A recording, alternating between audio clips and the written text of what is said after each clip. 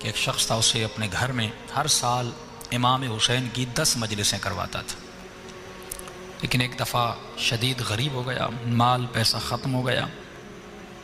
اس نے اپنی بیوی کو کہا کہ آپ کے پاس کچھ سونا کچھ بچا ہے، بیچیں، امام حسین کی مجلس کروائیں۔ کہا نہیں، کچھ بھی نہیں بچا۔ تو انہوں نے اپنی زوجہ کو کہا کہ ایک راستہ ہے کہ ہم حسین کی مجلس کروا سکیں۔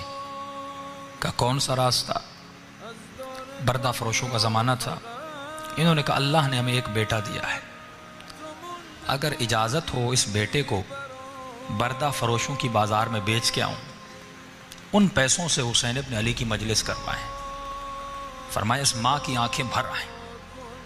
کہا کہ آپ یہ بھی کوئی پوچھنے کی بات ہے؟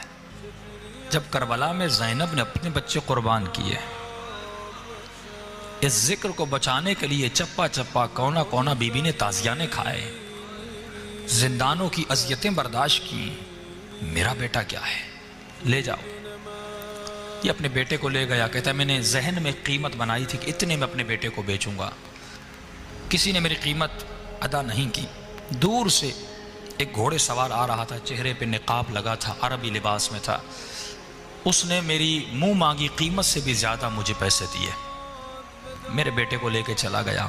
کہ راستے میں جب گھر کی طرف جا رہا تھا، بیٹا یاد آ رہا تھا اور آنکھوں سے آنسو بھی بہہ رہے تھے، لیکن میں اپنے خیال کو کربلا کی طرف لے جا رہا تھا۔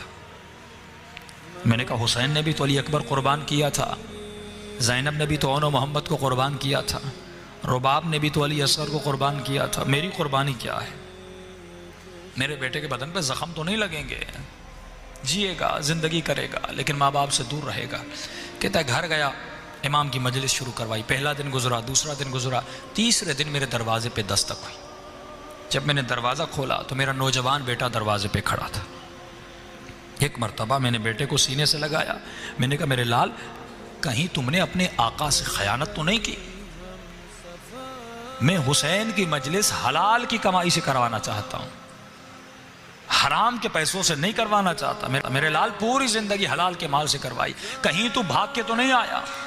بیٹے نے کہا نہیں بابا، میں بھی جانتا ہوں آپ نے کس مقصد کے لیے مجلس کروائی ہے، مجھ میں یہ جرت نہیں کہ میں بھاگ کے آ جاؤں۔ کہا پھر یہاں کیسے پہنچے؟ کہا بابا میرے آقا نے مجھے آزاد کر دیا۔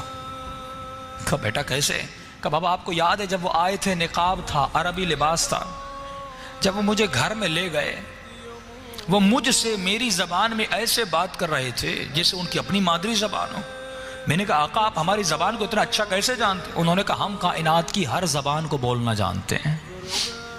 کہ بابا 2-3 دن اپنے گھر میں ایسے رکھا جیسے کوئی اپنے بیٹوں کو پالتا ہے، کوئی تکلیف نہیں ملی۔ آج انہوں نے مجھ سے آ کر پوچھا کہ جوان یہ بتا تمہیں اپنے والدین کی یاد آئی ہے؟